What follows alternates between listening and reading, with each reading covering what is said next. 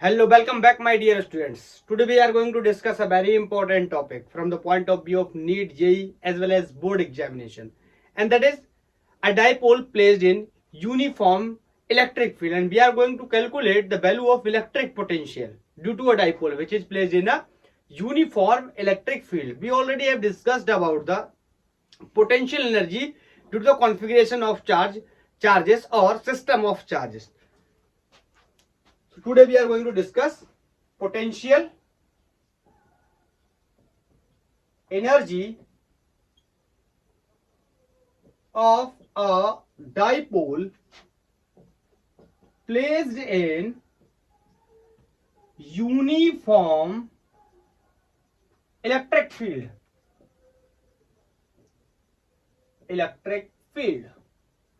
बहुत सारी बातें कर चुके हैं हम लोग डाइपोल के बारे में, और डाइपोल से रिलेटेड हमने इलेक्ट्रिक फील्ड कैलकुलेट कर लिया, पोटेंशियल कैलकुलेट कर लिया, टॉर्क कैलकुलेट कर लिया।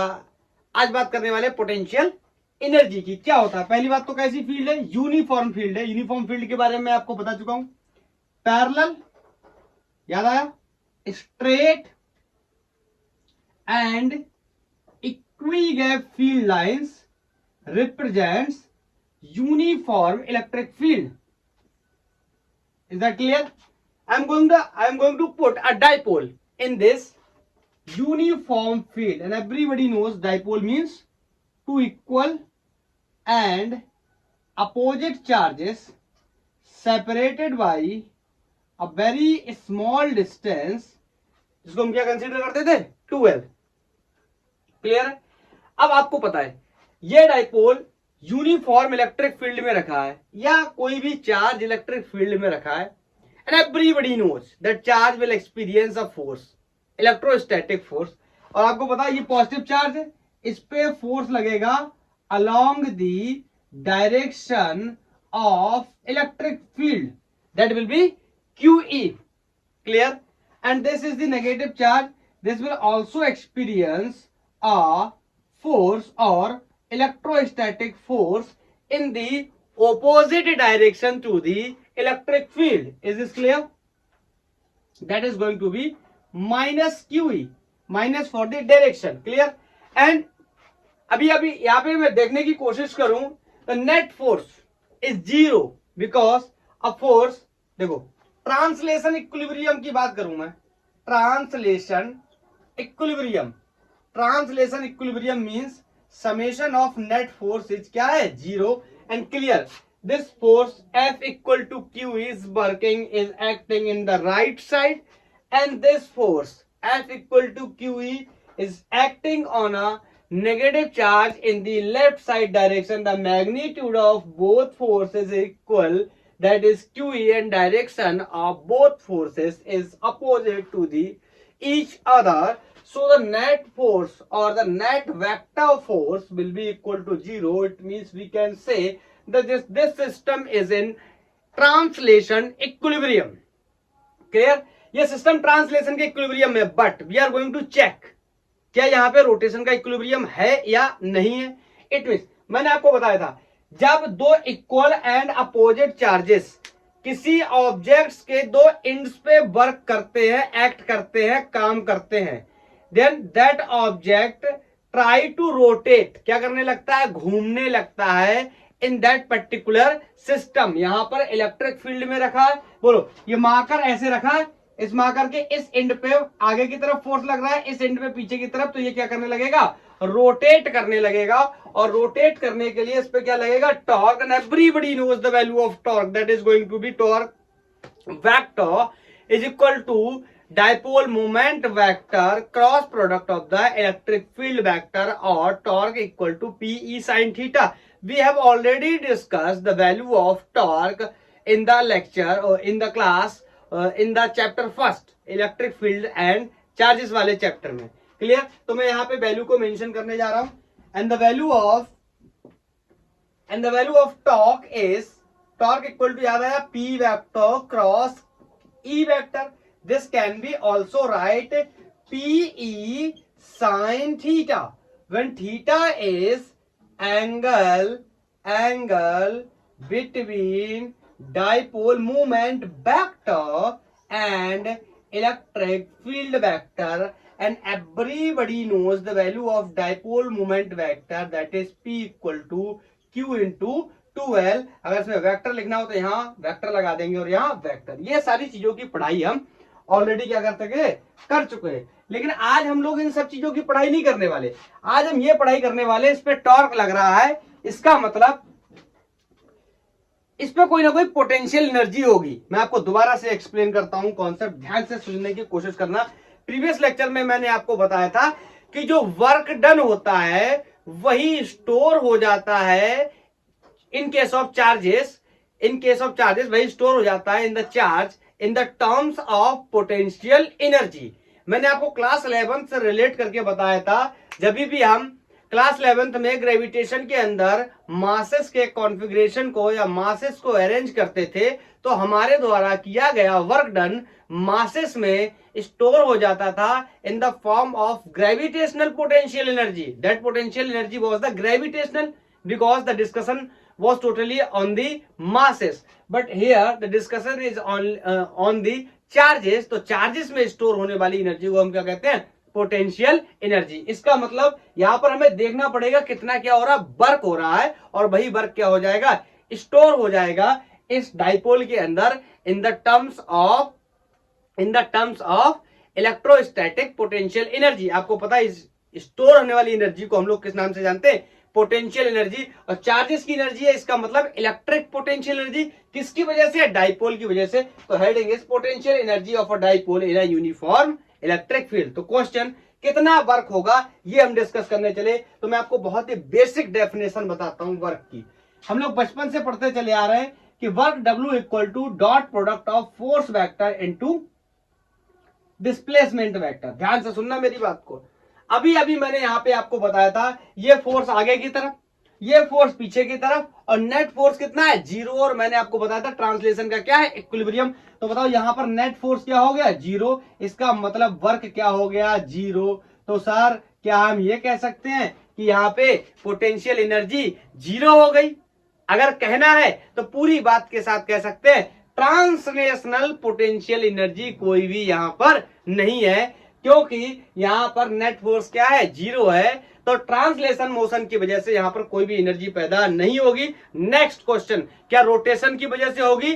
ट्राई करते, चेक करते। तो पहले मैं सिस्टम को पूरा साफ कर देता हूं। ये वैल्यू आपने नोट कर ली होगी, 1 2 3, ओके। तो देखो टॉर्क लग रहा है, टॉर्क का मतलब कपल। मैंने आपको बताया था जब इक्वल फोर्सेस दो अपोजिट एंड्स पे लगता है तो वहां पे एक कपलिंग होती है, एक कपलिंग फोर्स जनरेट होता है, दैट इज कॉल्ड टॉर्क।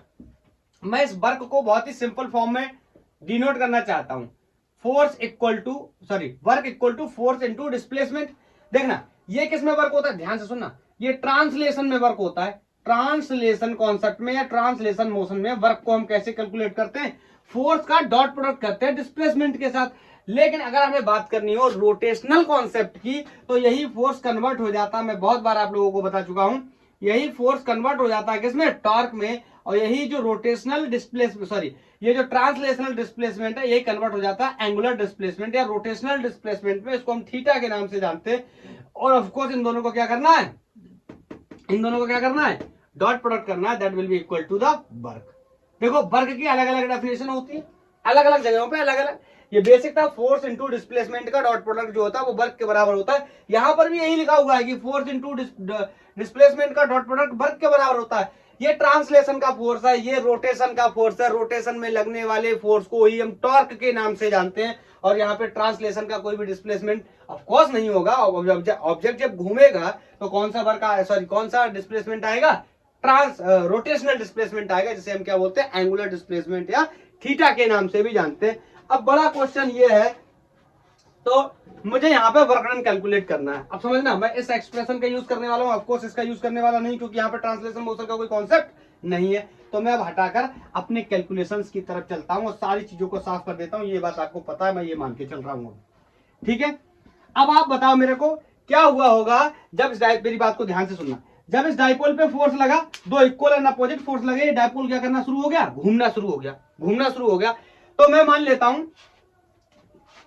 लेता हूं let dipole rotates through angle या डिस्प्लेसमेंट एंगल डी थीटा। बोलो डी थीटा, छोटा छोटा मान के चलते हैं, आपको पता कैलकुलेट कर लेंगे फिर हम। एंगल बोल सकते हैं इसी को हम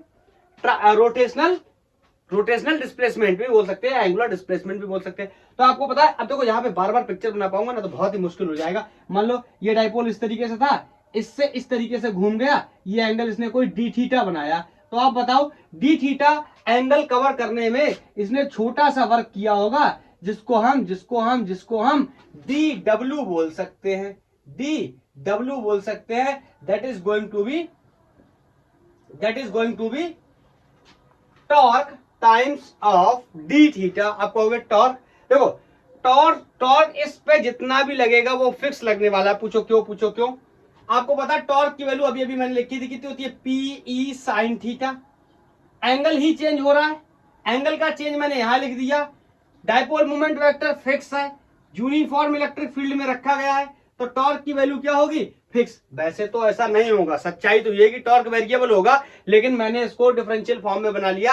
तो मैंने मान लिया कि जब ये डी थीटा डिस्प्लेसमेंट को कवर करता है तो उसमें टॉर्क की वैल्यू क्या है, सेम। आप ऐसे भी समझ सकते हो। Is this clear? बोलो, अब सुनना मेरी बात को। मैं यहीं से आगे कैरी करने चला, तो बोलो मैं इसको क्या कर दूं, इंट्रीगेट कर दूं। बोलो यहाँ कहीं से घूमना शुरू किया होगा, लेफ्ट से इसका मान ले रहा हूं, यहाँ लिमिट कोई, देखो लिमिट तो लगानी पड़ेगी, तो यहाँ लिमिट मान ले रहा हूं, ये θ1 से चलना शुरू किया है और कहीं गया होगा, पता नहीं कहां गया होगा, θ2 गया होगा, तो मैंने यहाँ कोई लिमिट लगा दी, कितनी, θ2। Is this clear? बोलो, सबको पता है d W will be W, upper limit minus lower limit, simply मैंने बाहर लिख लिया कितना, डब्ल्यू। और आपको पता है यही डब्ल्यू किसके बराबर हो जाएगा, minus times of potential energy के। बोलो क्लियर है? तो यहां पे देखते हैं, बोलो टॉर्क की वैल्यू सबको पता है कितनी होती है, पी ई साइन थीटा। मैंने अभी 2 बार लिख के बता दी है, मैं लिख दे रहा हूं यहां पे, P E sine theta D theta. क्या करेंगे, इंटीग्रेशन करेंगे। बोलो जो कांस्टेंट है उनको बाहर कर लेते हैं। ऑफ कोर्स पी क्या होने वाला है, कांस्टेंट वैल्यू कितनी होती है, क्यू इंटू 2l हमेशा फिक्स होती है, डायरेक्शन भी हमेशा फिक्स होती है। बोलो इलेक्ट्रिक फील्ड भी कैसा, कांस्टेंट। क्यों, हमने हेडिंग में ही लगाया था, यूनिफॉर्म इलेक्ट्रिक फील्ड में डिस्कस कर रहा है। बोलो अंदर कौन रह गया, sine theta with respect to d theta, limit from θ1 to θ2, W equal to PE. अब जिन लोगों को पता है अच्छी बात, जिन लोगों को नहीं पता मैं यहाँ पे आपको बता देता हूं कि साइन थीटा का integration with respect to theta क्या हो जाता है, माइनस कॉस थीटा। क्या हो जाता है, माइनस कॉस थीटा। बोलो क्लियर है? तो इसका इंटीग्रेशन मैं यहाँ पे बता दे रहा हूं, आप लोग याद रखना, माइनस कॉस थीटा हो जाता है। तो यहाँ पे पीई कॉस थीटा, इसका इंटीग्रेशन हो गया लिमिट फ्रॉम θ1 टू θ2। मैं लिमिट्स को पुट कर देता हूं, this is going to be PE, आपको पता है upper limit minus lower limit, इसका मतलब cos θ2 माइनस cos θ1। ये एक जनरल रिलेशन आ गया, किसका, वर्क डन का। हम इसको पोटेंशियल एनर्जी के बराबर लिख सकते हैं, बहुत ही आसानी से हम इस बात को भी आगे चल के कैलकुलेट कर लेंगे। बोलो क्लियर है? अब मैं आगे आपको यहीं पे, आप इसको नोट कर लो, नोट कर लिया, 1 2 3 नोटेड, ओके। यहाँ पे लिखता हूं मैं। अब मैं यहाँ पे लिखने चला, आपको पता है W ही किसके बराबर होता है, minus times of change in potential energy के बराबर। तो यहाँ पे जो मैं U लिख रहा हूं, ये अंडरस्टैंडिंग में रखना है कि U का मतलब क्या है, चेंज इन पोटेंशियल एनर्जी। मतलब जो वर्क डन मैं निकाल के लाया हूं, अगर इसमें क्या लगा दूं, मैं माइनस लगा दूं, this is going to be PE cos θ2 minus cos θ1, cos θ2 minus cos θ1। ये वैल्यू हो गई मेरी किसकी, पोटेंशियल एनर्जी की। सर मैंने तो पोटेंशियल एनर्जी का expression minus PE cos theta पढ़ा है सर, यहां पर तो सर दो एंगल लिखे हुए हैं, तो सर मैं क्या करूं। चलो कोई बात नहीं, जो आप चाहते हो मैं भी वही कर देता हूं। मैं भी मान लेता हूं कि डाइपोल इनिशियली स्टार्ट करता है जब रोटेट करना, तो उस टाइम उसके एंगल की वैल्यू 90 डिग्री होती है। उसके बाद वो कोई एक जनरल एंगल कवर करता है जो θ2 इक्वल टू थीटा के बराबर हो जाता है। सर ऐसा क्यों कर रहे हैं, इस रिलेशन को बनाने के लिए, ऐसा करना जरूरी है, ऑफ कोर्स जरूरी है, एजम्पशन समझ सकते हैं आप। मैं बोलूंगा इनिशियली, लेट्स से, एजम्पशन की तरह लिख देते हैं, let's say initially dipole is at 90 degree angle, मतलब ब्रैकेट में लिख दे रहा हूं, थीटा 1 कितना है 90 डिग्री एंगल, बोलो, एंड देन कम्स टू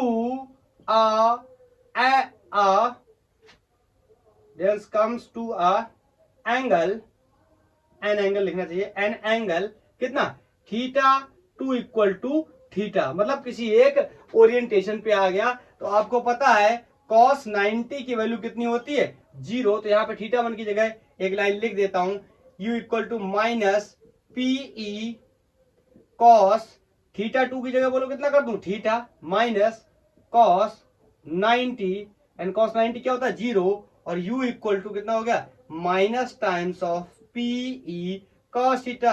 अरे सर ये तो बिल्कुल वही आ गया जो मैंने पढ़ा था, मैंने देखा था बुक्स में, या मुझे किसी ने पढ़ाया था। Is this clear? Okay, this is the potential energy stored in a dipole which is placed in uniform electric field. Is this clear? Okay, अब मैं इसके बारे में थोड़ी बहुत बातें आपको और भी बताना चाहता हूं। जिन लोगों को डॉट प्रोडक्ट का नॉलेज है, मैं उनको एक बात बताने की कोशिश करता हूं, ध्यान से सुनना। मैंने आपको बताया होगा कि दो वेक्टर क्वांटिटीज का डॉट प्रोडक्ट स्केलर के बराबर होता है, and everybody knows energy is a scalar quantity and dipole moment is a vector quantity. Electric field is also a vector quantity. It means I can write minus times of p vector dot e vector, और सबको पता है अगर मैं इसको expand करूंगा तो क्या हो जाएगा p e cos थीटा। बोलो क्लियर है? अब मेरे को दो तीन बातें और बतानी, इस एक्सप्रेशन को आप नोट कर लो और इस एक्सप्रेशन को, जनरल एक्सप्रेशन को आप याद रख सकते हो। ये किसमें है? स्केलर फॉर्म में लिखा हुआ है। ये किस में लिखा हुआ है? वेक्टर फॉर्म में। सर एनर्जी तो स्केलर क्वांटिटी होती है, इट्स ओके, एनर्जी स्केलर होती है, डाइपोल मोमेंट वेक्टर और इलेक्ट्रिक फील्ड थोड़ी स्केलर होते हैं। ये वेक्टर फॉर्म में लिखे पड़े। आपको पता है दो वेक्टर क्वांटिटीज का डॉट प्रोडक्ट किसके बराबर होता है? स्केलर के बराबर होता है। Is this clear? मैं इसको हटाऊं, मुझे कुछ एक दो बातें और बतानी है। क्लियर है? 1 2 3 ये डेरिवेशन हमारा कंप्लीट हो चुका है। आप इसकी वैल्यू को नोट कर सकते हैं। ये बोर्ड के पॉइंट ऑफ व्यू से भी काफी इंपॉर्टेंट है, कई बार इसका डेरिवेशन बोर्ड में पूछा जाता है, और क्वेश्चंस के पॉइंट ऑफ व्यू से तो काफी इंपॉर्टेंट है। अभी हम लोग आगे चल के कुछ नीट और आईआईटी के क्वेश्चंस भी डिस्कस करने वाले हैं। यहाँ पे u equal to minus PE cos theta, minus PE cos theta. एक दो बातें मैं थोड़ी आपको और बता देता हूं, फिर इसके बारे में डिस्कस करते हैं। कॉस थीटा क्या है? बोलो क्या है? Angle between dipole moment vector and electric field vector. Dipole moment and electric field नहीं, dipole moment vector and electric field vector. मेरी बात को ध्यान से सुनना। मैं तुमसे कहूं इस वैल्यू को सबसे मिनिमम बना दो। सबसे मिनिमम वैल्यू कितनी हो सकती है? बताओ कितनी हो सकती है? सबसे मैक्सिमम कितनी हो सकती है? और जीरो कितनी हो सकती है? जीरो से सबको पता है जीरो हो सकती है। कितने पे हो सकती है ये डिस्कस कर सकते हैं हम। डाइपोल मोमेंट वेक्टर और इलेक्ट्रिक फील्ड की वैल्यू को कांस्टेंट रखना चाहते, चेंज नहीं करना चाहते, तो बताइए एंगल के चेंज होने पर पोटेंशियल एनर्जी की अलग अलग वैल्यूज क्या हो सकती है? ध्यान से सुनना। पहला केस, अगर मैं आपसे बोलूं थीटा की वैल्यू 0 है, थीटा की वैल्यू 0 है, इसका मतलब कॉस थीटा की वैल्यू कितनी हो गई? कॉस 0, और कॉस 0 की वैल्यू कितनी होती है? मैक्सिमम, और कितनी होती है? +1। इसका मतलब u equal to minus times of P. अरे यार समझ आ रहा है ना? पीई यहां कॉस रखूंगा, कॉस 0 की वैल्यू कितनी हो जाएगी? 1। और बोलो ये कैसी है? मिनिमम एनर्जी है। सर कैसे मिनिमम है? आगे समझ लेते हैं, एक दो बातें और आपको समझ में आ जाएगा कैसे मिनिमम है। चलो अच्छा, आप कॉस थीटा की जगह एक बार 0 डाल लिया, एक बार आप 180 डाल लो, एक बार 180 डाल लो। दूसरे केस में मैं बोल दे रहा हूं कि let's say theta is 180 and everybody knows cos 180 की वैल्यू कितनी होती है? माइनस टाइम्स ऑफ 1 होती है। तो यहां पर मैं जब रखने गया तो u equal to minus PE cos 180, और कॉस 180 की वैल्यू -1 होती है, मल्टीप्लाई हुआ इसके साथ, क्या हो गया? पीई। मैं तुमसे जनरल सवाल पूछूं, दोनों में कौन बड़ा? आप कहोगे सर ये बड़ा, ये प्लस का, ये छोटा। ऑफ कोर्स ये कैसी एनर्जी है? ये मैक्सिमम एनर्जी है। ये कैसी एनर्जी है? Minimum energy. सर मुझे तो जीरो भी लगता है। जीरो माइनस से तो बड़ा ही होगा ना। समझ लो तीसरा केस भी। अगर थीटा कितना है, थोड़ी सी मुझे जगह चाहिए होगी ना, मुझे कुछ और भी बताना आगे चल के। थीटा अगर मान लो कितना है 90 degree and everybody knows cos 90 is going to be 0, it means potential energy in that case will be 0. Is this clear? अरे cos 90 यहाँ रखूंगा तो ये सब कुछ क्या हो जाएगा? 0। इसका मतलब पोटेंशियल एनर्जी क्या हो गई? 0। मुझे दो बातें पता करनी थी, तीन बातें पता करनी थी। पोटेंशियल एनर्जी 0 कहाँ है? यहाँ है। पोटेंशियल एनर्जी मिनिमम कहाँ है? यहाँ है। पोटेंशियल एनर्जी मैक्सिमम कहाँ है? यहाँ है। अब इस वाले केस को ना मैं यहाँ साइड में लिख देता हूं। अगर थीटा कितना है 90 है, इसका मतलब कॉस कितना होगा? 90 होगा। कॉस 90 की वैल्यू 0 होगी, पोटेंशियल एनर्जी की वैल्यू 0 होगी। कब? जब थीटा कितना है 90 है। मेरी बात को सुनना। अब मेरे से यहाँ पे एक सवाल पैदा होता है, इक्विलिब्रियम का। तो ध्यान से सुनना। अगर पोटेंशियल एनर्जी मिनिमम है तो इक्विलिब्रियम होता है, और पोटेंशियल एनर्जी अगर सबसे कम है मतलब मिनिमम है तो जो, एक मिनट, पोटेंशियल एनर्जी अगर कैसी है? मिनिमम है, तो जो इक्विलिब्रियम होता है वो स्टेबल इक्विलिब्रियम होता है। पूरी बात लिख देता हूं। स्टेबल इक्विलिब्रियम होता है। देखो, स्टेबल, अनस्टेबल और न्यूट्रल इक्विलिब्रियम के बारे में मैं आपको बता चुका हूं। स्टेबल इक्विलिब्रियम कब होता है? जब किसी चीज को हम उसकी पोजीशन से डिस्प्लेस करें और वो वापस अपनी पोजीशन पे आ जाए, तो इसे हम क्या बोलते हैं? स्टेबल इक्विलिब्रियम बोलते हैं। बिल्कुल ऐसा ही होता है डाइपोल के साथ। यहां पर डाइपोल रखा हुआ है, और इस कॉन्सेप्ट का मतलब समझ रहे हो? 0 डिग्री का मतलब, इसका मतलब डाइपोल कुछ ऐसे रखा हुआ है। ध्यान से देखना, वॉट्स तो दिख रहे होंगे ना, ये मार्क्स तो दिख रहे होंगे ना। डाइपोल किसके अलाइन है बताओ? इलेक्ट्रिक फील्ड और डाइपोल मोमेंट वेक्टर के बीच में एंगल कितना है? 0। बोलो, डाइपोल मोमेंट वेक्टर की डायरेक्शन याद है? माइनस चार्ज से हमेशा प्लस चार्ज की तरफ होती है। तो मान लो ये माइनस चार्ज है, ये प्लस चार्ज है, तो ये होगी डायरेक्शन डाइपोल मोमेंट वेक्टर की। यही डायरेक्शन क्वेश्चन में दी है किसकी? इलेक्ट्रिक फील्ड वेक्टर की। तो दोनों के बीच में एंगल कितना होगा? 0 डिग्री। अब आप इसको ना थोड़ा सा हिलाओगे, ये वापस यहीं आ जाएगा। नीचे करोगे तो भी करो, जैसा भी करोगे ना यहीं पे आ जाएगा। तो ऐसी कंडीशन में हम बोलते हैं क्या? स्टेबल इक्विलिब्रियम मिल गया। या इसको मैं ऐसे भी बताता हूं, गांव देहात में क्या करते हैं ना, एनर्जी को ऐसे रिलेट करते हैं। अगर किसी के अंदर एनर्जी जितनी ज्यादा होगी, स्टेबिलिटी उतनी कम होगी, या अनस्टेबिलिटी उतनी ज्यादा होगी। गांव देहात में क्या बोलते हैं कि जब भी कोई लड़का बहुत ज्यादा शैतानी करता है, भागता कूदता फिरता रहता है इधर उधर, तो क्या कहते हैं? इसको लो एनर्जी स्टेट में ले आओ, मतलब इसको स्टेबल कर दो, मतलब इसका ब्याह कर दो।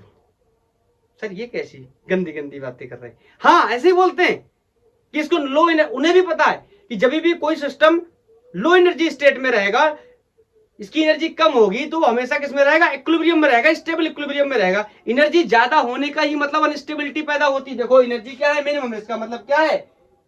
स्टेबल इक्विलिब्रियम है। और यहां तो एनर्जी की भरमार है, इसका मतलब ये क्या है? अनस्टेबल है। इसमें बहुत ही एनर्जी। अगर हम इसको स्टेबल बनाना चाहते हैं, क्या करेंगे? एनर्जी की वैल्यू मिनिमम और इक्विलिब्रियम विल बी स्टेबल। तो किसी की एनर्जी को अगर हम मिनिमम कर दें तो वहां पे हमें क्या मिल जाता है? स्टेबल इक्विलिब्रियम मिल जाता है। Is this clear? बोलो, कोई डाउट तो नहीं है?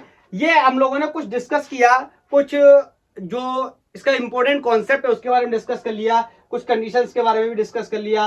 पोटेंशियल एनर्जी कहां पे 0, ये भी हमने डिस्कस कर लिया। पोटेंशियल एनर्जी मिनिमम है, इसका मतलब क्या होता है? किसी की एनर्जी, मैं ये कॉन्सेप्ट एक्चुअली मैं आपको पहले भी एक्सप्लेन कर चुका हूं। इक्विलिब्रियम के बारे में मैं आपको पहले भी एक्सप्लेन कर चुका हूं प्रीवियस चैप्टर के अंदर, प्रीवियस लेक्चर के अंदर, मतलब electric field, electric charges and fields के अंदर। वहां पर भी मैंने आपको कॉन्सेप्ट बताया था, बस वहां पर एनर्जी से रिलेटेड नहीं बताया था। आज एनर्जी की भी बात कर ली। वैसे तो इक्विलिब्रियम का सिंपल कॉन्सेप्ट क्या होता है कि नेट फोर्स, अगर इसको मैंने पहले नेट फोर्स के हिसाब से बताया था, नेट फोर्स अगर 0 है तो इक्विलिब्रियम होता है। इक्विलिब्रियम 3 प्रकार के हो सकते हैं, स्टेबल, अनस्टेबल और न्यूट्रल इक्विलिब्रियम। आज हमने एनर्जी के तौर पे सीखा, अगर एनर्जी मिनिमम है तो स्टेबल इक्विलिब्रियम कैसा होगा? स्टेबल इक्विलिब्रियम होगा। Is this clear? बोलो, कोई डाउट तो नहीं? बताओ बताओ बताओ बताओ। तो एक मुद्दे की बात कि अगर इक्विलिब्रियम, अगर एनर्जी कैसी है? मैक्सिमम है, तो क्या होगी? अनस्टेबिलिटी होगी, एनर्जी क्या है मिनिमम है, तो क्या होगी स्टेबिलिटी होगी।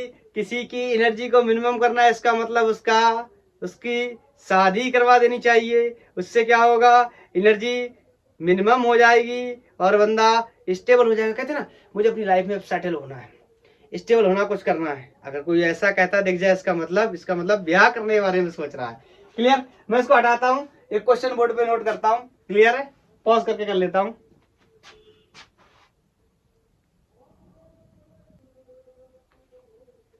ये क्वेश्चन है हम लोगों का, बोल रहा है एक इलेक्ट्रिक डाइपोल है जिसकी लेंथ कोई 2 सेंटीमीटर बना लेते।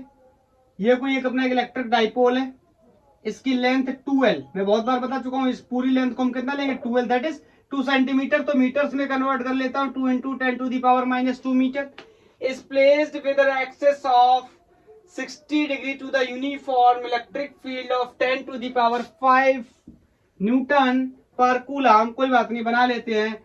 डायग्राम बनाने से विजन क्लियर होता है।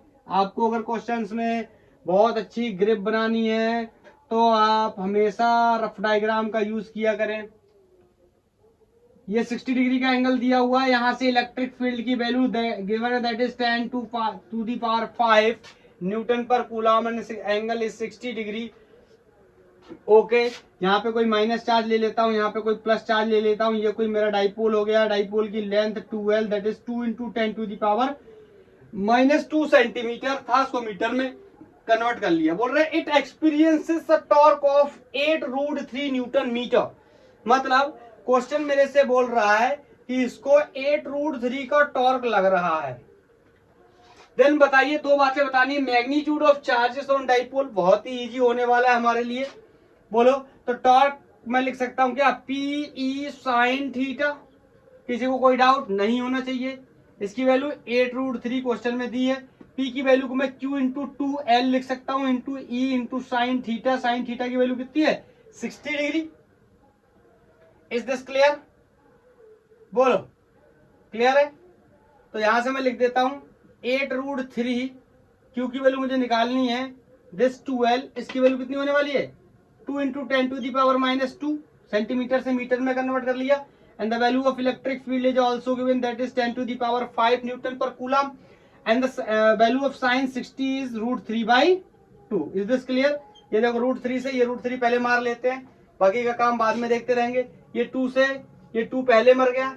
बोलो ये 10⁻⁻² है, ये 10⁻+5 है, यहाँ कितना बचा 10⁻+3। ये डिवीजन में जाएगा और फिर ऊपर आएगा, तो ये हो जाएगा Q = 8 × 10⁻³ कूलम या 8 माइक्रो कूलम, सॉरी मिली कूलम। 8 मिली कूलम भी हम इसको बोल सकते हैं। क्लियर है? Next is the potential energy of dipole. हमसे बोल रहा है पोटेंशियल एनर्जी कितनी होगी, नोट कर लिया होगा 1 2 3 नोटेड। क्वेश्चन को ना वीडियो को लेक्चर को पॉज कर लिया करो, जब मैं क्वेश्चन दिया करूं आप खुद से ट्राई किया करो पहले। Potential energy U = -PE cos theta. तो P की वैल्यू नहीं पता है, कैलकुलेट कर लेते हैं, या मत करो कैलकुलेट, सीधी इसकी वैल्यू रख लो कितना Q × 2L, अरे यार पता तो है ना, इंटू E × cos 60, सारी वैल्यूज को रख लेते हैं। ये हो गया माइनस, इसकी वैल्यू यहां दे रखी है 8 × 10⁻⁻3 2L is given in the question. This is 2 × 10⁻⁻2 and the value of electric field in the given in the question is 10⁻+5 and the value of cos 60 is always half. बोलो ये 2 से ये 2 मर गया। बोलो, और यहाँ पे potential energy is equal to, minus का साइन पहले कैरी कर लिया, और ये 10⁻³ और ये 10⁻, बहुत ही सुंदर बन गया। ये 3 2 5 और ये 5 से मिलकर क्या होगा कैंसिल, ये कितना होगा -8 joule. Is this clear? -8 joule is the answer. Clear? Board में आया हुआ क्वेश्चन है एक बार, -8 जूल। अभी कुछ अच्छे सवाल भी करने वाले हैं हम लोग, अच्छे का मतलब कुछ नीट या IIT JEE मेन से एडवांस लेवल के। बोलो क्लियर? पहला सवाल ये हो गया। मैं एक सवाल और नोट करता हूं, एक और बोर्ड लेवल का क्वेश्चन कर लेते हैं, उसके बाद आगे कैरी करेंगे।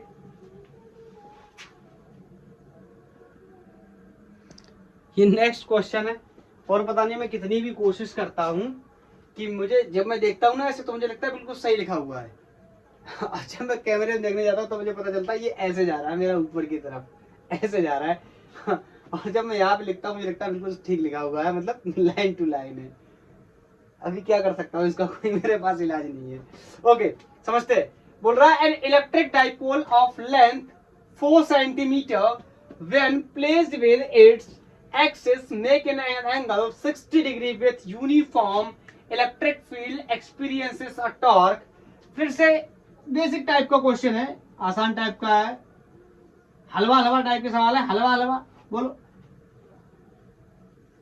सर, ज्यादा हलवा नहीं। हाँ, अभी ज्यादा हलवा नहीं, अभी अच्छे सवाल, कठिन सवाल, बिना हलवा वाले भी आने वाले। बोलो, यहाँ पर 60 डिग्री का एंगल बना रहा है, और ये जो डाइपोल है इसकी कोई लेंथ दे रखी है, दैट इज 12 इज 4 सेंटीमीटर है, तो मीटर्स में मैंने कन्वर्ट कर लिया। ये देखो 4 सेंटीमीटर है, मीटर्स में कन्वर्ट कर लिया।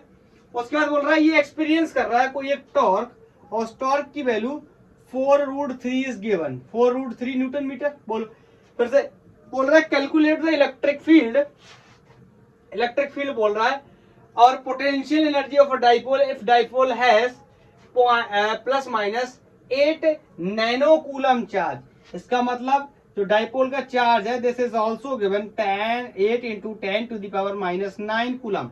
मेरे से बोल रहा है इलेक्ट्रिक फील्ड बताओ। Very easy for me, this is going to be PE sin theta. बोलो, torque equal to PE sin theta, torque is 4√3 P तो निकालना पड़ेगा, क्या जरूरत है, इलेक्ट्रिक फील्ड पूछ रहा है, P निकालने की कोई जरूरत नहीं, यहीं पे वैल्यू रख देता हूँ। क्या हो जाएगा, Q इंटू 12, Q की वैल्यू क्या है, ये है 8 into 10⁻⁹ into 12, this is given 4 into 10⁻⁻2। And electric field मेरे को इस क्वेश्चन में फाइंड आउट करना है, मैग्नीट्यूड ऑफ इलेक्ट्रिक फील्ड बताना है, डायरेक्शन से कोई लेना देना नहीं है हमारा।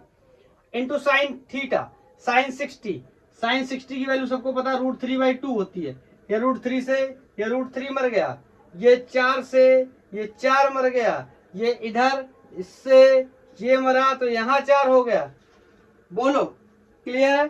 तो यहां से देखो 9 और 2 कितने हो गए, 11। तो इलेक्ट्रिक फील्ड की वैल्यू यहां से हो गई E इज इक्वल टू, ये सब इधर जाएंगे डिवीजन में, दैट इज 1/4, इधर नीचे जाएगा तो 10⁻⁻11 पलट के ऊपर जाएगा तो 10⁻+11 हो जाएगा। ये 1/4 है, इसको लिख सकता हूं मैं 0.25। एक सेकंड, लाइट का कुछ इशू है, बस एक सेकंड। इसमें क्या आगे कैलकुलेशन करना है बस।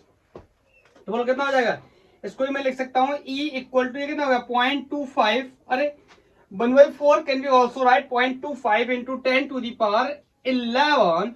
इसको सही से लिख दे, पॉइंट को उस साइड ले जाए तो यहाँ एक पावर क्या हो जाएगा, कम हो जाएगा। अब बार बार इसको लिखने के बजाय यहीं पे मैं लिख देता हूँ 2.5, 10⁻, कितना हो जाएगा 10 Newton per coulomb is the answer for this problem. पहला पार्ट हमने क्या कर लिया, सॉल्व कर लिया। क्लियर है, क्लियर है, क्लियर। नोट करो 1 2 3 नोटेड। ओके, हटाऊं, ओके। नेक्स्ट पार्ट हमसे बोल रहा है कि इसकी पोटेंशियल एनर्जी कैलकुलेट करिए, इसकी पोटेंशियल एनर्जी कैलकुलेट करिए। Potential energy of the dipole बताइए कितना होगा। तो हमें पता है U equal to minus times of PE cos theta. अगर वेक्टर में मिल जाएगा तो दोनों को क्या कर देंगे, डॉट प्रोडक्ट कर देंगे, तो cos थीटा रखने की जरूरत नहीं है। कैसे करते हैं डॉट प्रोडक्ट, अगर आपने पढ़ाई कर रखी है तो अच्छी बात, आपने किसी का लेक्चर देख रखा है तो भी अच्छी बात, आपने स्कूल में पढ़ रखा है तो भी अच्छी बात। अगर आपने ये सब नहीं किया तो आप मेरे लेक्चर से पढ़ाई कर सकते हैं। मैंने पढ़ाया हुआ है क्लास 11 में डॉट प्रोडक्ट, और बहुत ही अच्छे क्वेश्चन कराए हुए हैं, बहुत ही कॉन्सेप्ट क्लियर किया हुआ है। तो आप यूट्यूब पे टाइप कर सकते हैं स्केलर प्रोडक्ट या dot product by the gang of physics. Clear, यहाँ पे सॉल्व कर लेते हैं। U equal to minus, sir बीच बीच में आप अपना एडवर्टाइजमेंट क्यों कर देते हो। अरे भाई एडवर्टाइजमेंट नहीं कर रहा, आपको बता रहा हूँ। अगर आपको पढ़ना है तो आपने पढ़ा तो अच्छी बात, सर मैंने नहीं पढ़ा, मेरे को नहीं पढ़ना है, ओके। तो ये याद रख सकते हैं हम, ये ऐसे करते हैं। क्लियर, P मतलब Q इंटू 12, तो Q कितना है, this is Q 8 into 10⁻⁹। Electric field electric field is given in this question ना, अभी अभी सॉल्व करके आए, कितनी है 2.5 इंटू 10 टू द पावर 10, अभी निकाला था, देखो जाके, ठीक है। और cos थीटा 60, cos 60 की वैल्यू कितनी होती है हाफ, ये इससे हमारा कितना हो गया 4, ये 25 है, ये 100 है, सॉरी 4 है, तो 25 चौके 100 होते हैं, एक पॉइंट है तो 10 हो जाएगा, -10, 10 की घात 9 है, माइनस का, ये प्लस का, कितना बचेगा, अरे 100 जूल हो गया यार, इतना सोचने की जरूरत क्या है। अरे 10 to the power -9, 10 to the power +10, यहाँ कितना बचा 10, और इसकी से मल्टीप्लाई कितने हुआ 10, तो 10 10 का गुणा किया कितना हो गया 100, आंसर इज -100 जूल। क्या मैंने कुछ गलत कर दिया? ऑफ कोर्स गलत कर दिया, मुझे लगता है यहाँ पे मैंने सिर्फ चार्ज की वैल्यू रखी, 2L की वैल्यू नहीं रखी, okay it's my mistake, please forgive me. U equal to minus, बोलो P की वैल्यू कितनी, Q इंटू 2L, Q की वैल्यू कितनी है 4 4 4 4, ये बार बार खो जाता है चार्ज, 10 to the power -9, 2L given in this problem is 4 into 10 to the power -2 metre में कन्वर्ट कर लिया, सब एसआई में रखना है, एनर्जी भी आएगा एसआई में, एनर्जी का SI unit joule. Electric field की वैल्यू अभी अभी कैलकुलेट की थी 2.5 into 10 to the power 10, cos 60 की वैल्यू कितनी हो जाएगी हाफ, इज दिस क्लियर? इससे ये हमारा ये कितना हो गया 2, क्लियर है? तो ये कितना हो गया 50, मतलब 5 5 8 40, तो U इक्वल टू, एक बार चेक कर लूं, हाँ 5 8 40, ठीक है, और 9 10, यहाँ 2 11, वहां से 1 4, ये आएगा 4 जूल। सर ये कौन सी कैलकुलेशन करते रहते हो सर, कौन सी? बहुत ही आसान कैलकुलेशन, देखो 10 to the power -9, 10 to the power -2, कितना हो गया 10 टू द पावर -11, इससे गया 10 टू द पावर -1 बचा, मतलब 0.1 भी लिख सकते हैं। ये कितना, यहां से मैंने इसको काट दिया 4 को, तो 2 बचा, 2 के साथ मल्टीप्लाई किया कितना होगा 25 दुनाई 50 होता है, पॉइंट हट गया तो कितने बचे 5 5 का गुणा इससे कर दिया 8 5 40, बोलो, और 10 टू पावर -1 बचा था, 40 इंटू 10 टू द पावर -1 को ही मैं क्या लिख सकता हूँ 4 जूल, बोलो क्लियर? अब हम जेई में एंट्री करने जा रहे हैं, तो जो विद्यार्थी स्कूल से संबंध रखते हैं या जिनका इंटरेस्ट 12वीं के बाद विवाह में है, विवाह करना चाहते हैं और पढ़ाई से कोई खास लेना देना नहीं है, वो लेक्चर को यहीं पे पॉज करके और आराम से सोने जा सकते हैं। आगे चल के हम लोग इंजीनियरिंग के कुछ क्वेश्चन सॉल्व करने वाले, एक दो प्रॉब्लम्स को सॉल्व कर लेते, देख लेते हैं जेईई मेंस वगैरह में किस तरीके के प्रॉब्लम्स पूछ रहे हैं। ऑफकोर्स कंबाइंड प्रॉब्लम, इस वजह से मैंने बोला जो लोग स्कूल की पढ़ाई कर रहे हैं या बोर्ड्स की पढ़ाई कर रहे हैं उनके लिए यही पे लेक्चर ऑफ हो जाता है, क्योंकि उसमें एक दो कॉन्सेप्ट और भी लगने वाले हैं, मिक्स प्रॉब्लम लगने वाली है, ठीक है? तो मैं इसको पॉज करके लेक्चर को नोट करता हूं। अगर आपने शादी नहीं करनी है, पढ़ाई करनी है तो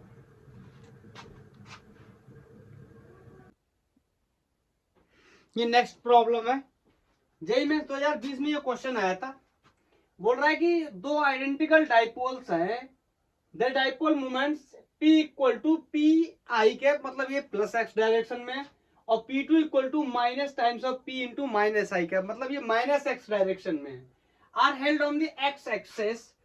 तो बना लेता हूं, पहले डाइपोल्स को बना लेता हूं। आपको पता है डाइपोल मूवमेंट वेक्टर की डायरेक्शन हमेशा फिक्स होती है, प्लस चार्ज माइनस चार्ज से प्लस चार्ज की तरफ, बोलो, तो दोनों डाइपोल्स बना लेता हूं,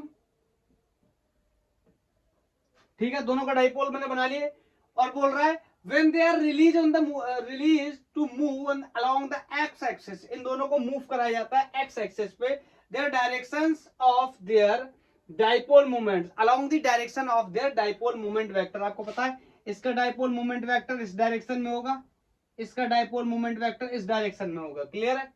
अब आप ये मत कहना कि सर इसका डाइपोल ऐसे क्यों बनाया, इसका माइनस इधर रख दो, दोनों आगे पीछे हो जाएंगे, कॉन्सेप्ट को समझो, आगे समझो। If the speed of the each dipoles, find the speed of each dipole, if क्या बोल रहा है, if the speed of mass, speed mass दोनों एक साथ मैंने लिख दिया, एक्चुअली इसमें थोड़ी सी गलत लिख गया है, if ऐसा होना चाहिए, if the mass of each dipole is m, then their speed when they are at infinity apart, मतलब पहले ये बाद में ये क्या हो गए होंगे, इन्फिनिटी अपार्ट हो गए होंगे, तो मुझे क्या करना पड़ेगा, इनके स्पीड्स बताने हैं। तो देखो इनिशियली तो ये रेस्ट पे है, ये भी रेस्ट पे है।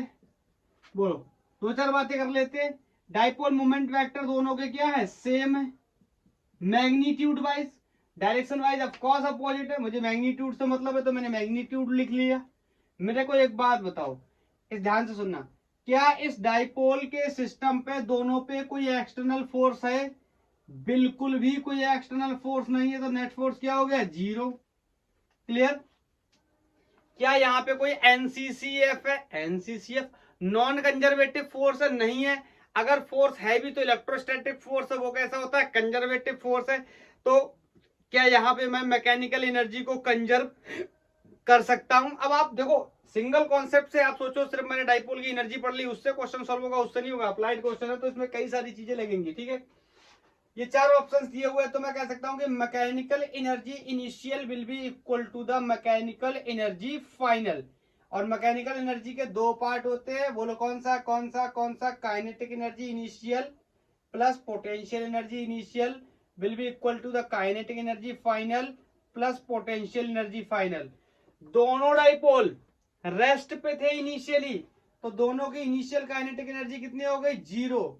दोनों की इनिशियल पोटेंशियल एनर्जी, बोलो डाइपोल की पोटेंशियल एनर्जी कितनी जाएगी, -2 दोनों। इसकी वजह से P1, बोलो इसकी वजह से P1 या PR, इसकी वजह से P1 के P1 cos theta upon L cube या R cube, A cube sorry, A cube क्या है, डिस्टेंस है। तो इसकी वैल्यू जनरल रिलेशन लिख दूं क्या, कितना हो जाएगा, 2 P1 P2 cos theta upon R cube क्या होता था, वो डिस्टेंस जहां तक हमको क्या करना था, निकालना हुआ करता था। और इस पर्टिकुलर क्वेश्चन में उसकी वैल्यू कितनी दे रखी है, स्मॉल a दे रखी है, distance a from each other. Clear है, दिखाई दिया? क्लियर? और cos थीटा की वैल्यू की अगर बात की जाए, cos थीटा क्या होता है, डाइपोल मोमेंट वेक्टर के बीच का एंगल। देखो ये दोनों अपोजिट डायरेक्शन में है, इसका मतलब मैं यूज कर सकता हूं कितना, यहाँ पे 180। अब बताओ, मुझसे कह रहा है kinetic energy final, of course in दोनों की वेलोसिटी बतानी है, तो काइनेटिक एनर्जी कुछ ना कुछ तो होगी, half m v1 square plus half m v2 square. मैं एक बात आपको बताना चाहता हूँ, इस P1 को P कर लेता हूँ, P2 को भी P कर लेता हूँ। अकॉर्डिंग टू द क्वेश्चन दोनों के मैग्नीट्यूड्स क्या है, सेम। मासेस को मैंने ऑलरेडी क्या कर लिया है, सेम। तो ये हो गई मेरी initial initial kinetic energy, final kinetic energy और फाइनल पोटेंशियल एनर्जी। देखो बहुत ही इंपॉर्टेंट वर्ड दिया, यहां से सब कुछ क्लियर हो जाएगा।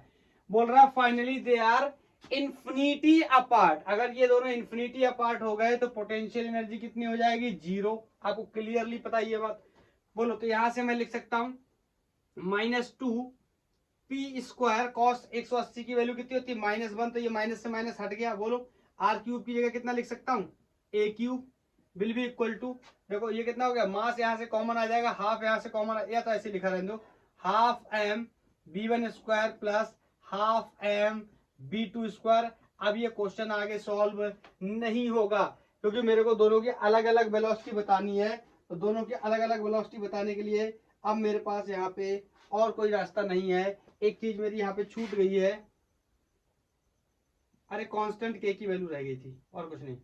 ठीक है, तो आपको पता है मोमेंटम कंजर्वेशन का कॉन्सेप्ट क्या कहता था, अगर सिस्टम के ऊपर कोई भी नेट एक्सटर्नल फोर्स नहीं है, इसका मतलब जो सिस्टम का इनिशियल मोमेंटम है वही सिस्टम का फाइनल मोमेंटम होता है। अगर आपको नहीं पता ये बात तो आप यूट्यूब पे टाइप कर सकते हैं conservation of linear momentum by the gang of physics, आपको डेप्थ मिलेगी, पूरा कॉन्सेप्ट मिल जाएगा। अगर आप ज्यादा समझना चाहते हैं, तो अगर आप काम चलाना चाहते हैं तो आप इतना समझ सकते हैं कि अगर सिस्टम के ऊपर नेट फोर्स 0 है, इसका मतलब हम उसका मोमेंटम क्या कर सकते हैं, कंजर्व कर सकते हैं। इनिशियल मोमेंटम फाइनल मोमेंटम के क्या होगा, बराबर। देखो मैं मोमेंटम बोल रहा हूं, मोमेंटम कंजर्वेशन वाले मोमेंटम की बात कर रहा हूं, आप यहाँ डाइपोल मोमेंटम मत समझिएगा दोनों चीजों को। बताओ तो इनिशियल मोमेंटम कितना हो जाएगा, ऑफ कोर्स 0, क्योंकि दोनों सिस्टम कैसे हैं, रेस्ट पे। तो इसका भी 0 प्लस इसका भी 0 प्लस इसका भी 0, तो फाइनल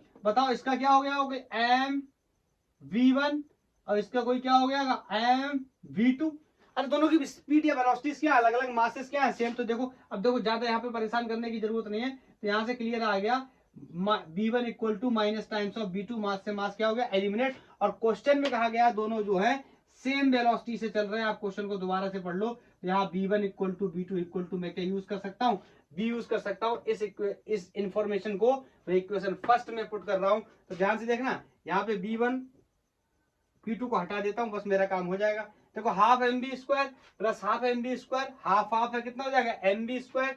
तो यहाँ से 2k p upon a cube, ये हो गया एम वी स्क्वायर। मुझे बी स्क्वायर की वैल्यू बतानी है, तो m को इधर डिवाइड लगा देता हूँ लाके, बोलो बोलो बोलो बोलो बोलो, क्लियर है।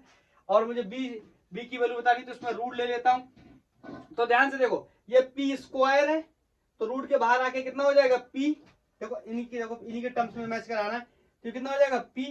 और ये a क्यूब है, तो इसको मैं कैसे लिख सकता हूँ, a स्क्वायर इंटू a लिख सकता हूँ। तो ये a स्क्वायर इंटू a लिख लिया। तो a स्क्वायर का जब मैं a तो रूट के बाहर आ जाएगा, बोलो अभी बहुत छोटी छोटी बेसिक बातें हैं। तो ये p यहाँ से बाहर चला गया, इस पे मैंने लगा दिया अंडर रूट। अब आप अंदर इसको जब अंदर घुसाओगे तो फिर से उतना ही हो जाएगा, बोलो a अंदर रूट के घुसेगा तो a स्क्वायर हो जाएगा, a पहले से a क्यूब हो जाएगा, p अंदर घुसेगा तो p स्क्वायर हो जाएगा। ऑप्शन को मैच करा लेंगे। अब ये रूट यहाँ से हटा, यहाँ पर रूट लगा दिया, तो यहाँ से ये स्क्वायर हट जाएगा, p upon a under root 2k m upon a। हाँ, k की वैल्यू सब में एक्सपोज की हुई है, तो हम भी यहाँ k की वैल्यू को एक्सपोज कर लेते हैं। सबको पता है k की value is 1 upon 4 pi epsilon not होती है। तो यहाँ पे मैं 4 पाई एप्सिलॉन नॉट लिख दे रहा हूँ, ऊपर 2 है, इससे मरेगा। तो इतना तो बेसिक है ना, ये तो काट ही लोगे ना, यहाँ 2 आ जाएगा, ऊपर कितना हो जाएगा 1 हो जाएगा। बोलो अब यहाँ से ऑप्शन को मैच करा लेंगे, p upon a under root 1 upon 2 pi epsilon naught, 2 pi epsilon naught m into a।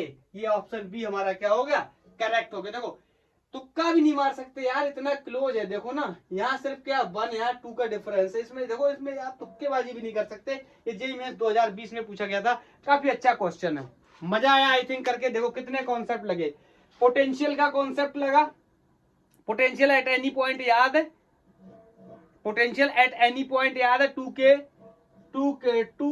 p cos theta upon r cube. उसके साथ साथ मोमेंटम कंजर्वेशन का कॉन्सेप्ट भी लग गया और एनर्जी कंजर्वेशन का भी कॉन्सेप्ट लग गया। अब आप एकदम मेरे से ये नहीं बोल सकते सर आपको कैसे पता इसमें एनर्जी कंजर्वेशन का कॉन्सेप्ट लगेगा, या आपको कैसे पता यहाँ पे मोमेंटम कंजर्वेशन का कॉन्सेप्ट लगेगा। देखो वेलोसिटी पूछी गई है, अगर आप जाके मेरा लीनियर मोमेंटम कंजर्वेशन और आप जाके एनर्जी कंजर्वेशन का जब मेरा लेक्चर देखेंगे तो आपको वहां समझ आ जाएगा कि मैंने यहाँ पे डायरेक्ट क्यों बोला। ये लगेगा कोई भी एक्सटर्नल फोर्स अगर नहीं होता है तो हम हमेशा सिस्टम के मोमेंटम को कंजर्व कर सकते हैं, और अगर कोई नॉन कंजर्वेटिव फोर्स नहीं तो एनर्जी को कंजर्व कर सकते हैं। फिजिक्स में जब भी हम प्रॉब्लम्स को सॉल्व करते हैं और प्रॉब्लम्स हमारी फंसने लगे, हमें कोई कॉन्सेप्ट अगर नहीं समझ में आता है तो 4-5 चीजें हमेशा हमारे दिमाग में होना चाहिए, momentum conservation, energy conservation, mass conservation, charge conservation और वॉल्यूम कंजर्वेशन। ये 5 कंजर्वेशन जो है इनको हम हमेशा अपने दिमाग में रखते हैं, कहीं ना कहीं पर इनका बहुत ही ज्यादा इस्तेमाल होता है, तो हमने यहाँ पे टैकल किया। क्लियर है, आप 1-2 बार प्रैक्टिस करेंगे तो आपका भी कॉन्सेप्ट क्या हो जाएगा, क्लियर हो जाएगा। इसमें कोई बहुत ही प्रॉब्लमेटिक बात नहीं है। तो ये 2020 में आया हुआ क्वेश्चन हमने सॉल्व किया। मैं नेक्स्ट क्वेश्चन बोर्ड पे बनाने जा रहा हूँ, नोट करने जा रहा हूँ। ये नेक्स्ट क्वेश्चन है, जेईई मेंस 2019 में आया था, और ये क्वेश्चन आपके लिए होमवर्क में रहने वाला है। काफी इंपॉर्टेंट क्वेश्चन है, काफी अच्छा क्वेश्चन है। और अच्छे का सेंस ये है कि जैसे प्रीवियस क्वेश्चन में आपने देखा डाइपोल के पोटेंशियल का कॉन्सेप्ट, डाइपोल के पोटेंशियल का कॉन्सेप्ट, उसके बाद मैकेनिकल एनर्जी कंजर्वेशन कॉन्सेप्ट, उसके बाद मोमेंटम कंजर्वेशन, 3 कॉन्सेप्ट्स का यूज करके हमने लास्ट क्वेश्चन को सॉल्व किया था। कुछ इस तरीके का ये क्वेश्चन भी है, बहुत ही इंटरेस्टिंग क्वेश्चन है। बोल रहा है an electric dipole formed by the 2 equal and opposite charges q with separation small d. The charges have the same mass. It kept in the uniform electric field E if it slightly rotated. Very important. It is slightly rotated from the equilibrium position, equilibrium orientation. Then the angular frequency omega is. कहीं ना कहीं ये question हमें ये indicate करने की कोशिश कर रहा है कि जब यूनिफॉर्म इलेक्ट्रिक फील्ड में चार्ज को पुश किया गया या रोटेट किया गया तो वो चार्ज कहीं ना कहीं एसएचएम परफॉर्म कर रहा है। तो सबसे पहले तो एसएचएम परफॉर्म कर रहा है या ये नहीं कर रहा है, इस बात को भी हम चेक कर सकते हैं। अगर मैं थोड़ा सा हिंट कर देता हूं, नहीं तो आप कहोगे काफी कठिन क्वेश्चन होमवर्क में छोड़ दिया। Alpha equal to minus omega square x या ओमेगा स्क्वायर बाई, अल्फा क्या होता है? एक्सेलरेशन होता है, और माइनस अल्फा ओमेगा क्या होता है? एंगुलर वेलोसिटी होती है। एंगुलर वेलोसिटी होती है, जिसके बारे में क्वेश्चन हमसे क्या कर रहा है, बोल रहा है, क्वेश्चन हमें बता रहा है। ठीक है, ये एक जनरल रिलेशन होता है एक्चुअली में, a equal to minus omega square x. ये ट्रांसलेशन होता है, ये ट्रांसलेशन एसएचएम के केस की बात होती है, लेकिन यहाँ पे रोटेट किया गया है तो रोटेशनल में एंगुलर जो लीनियर एक्सेलरेशन है will be converted into the angular acceleration end of course this is called angular velocity. और ये जो लीनियर डिस्प्लेसमेंट है ये कन्वर्ट हो जाएगा एंगुलर डिस्प्लेसमेंट में। तो इस कॉन्सेप्ट के माध्यम से हम पता कर सकते हैं, एक्सेलरेशन निकालने के बाद इससे कंपेयर करते हैं और ऐसा सेट बैठ जाता है तो हम बोलेंगे ये क्या कर रहा है, एसएचएम कर रहा है। और एसएचएम कर रहा है तो एक्सेलरेशन की वैल्यू निकाल के ओमेगा स्क्वायर के यहाँ से रूट लेके हम वैल्यू को रख के आंसर कर सकते हैं। लेकिन दूसरा सवाल, जब आप निकालने जाओगे, टॉर्क लगाने जाओगे, टॉर्क हमें लगाने की वैल्यू आदत है पी ई साइन थीटा, और ये वाला कॉन्सेप्ट यहाँ पर काम करने वाला नहीं है, क्योंकि क्या हो रहा है, घूम रहा है। इसका दूसरा कॉन्सेप्ट होता है आई अल्फा या आई अल्फा साइन थीटा, ये वाला कॉन्सेप्ट यहाँ पर काम करने वाला है।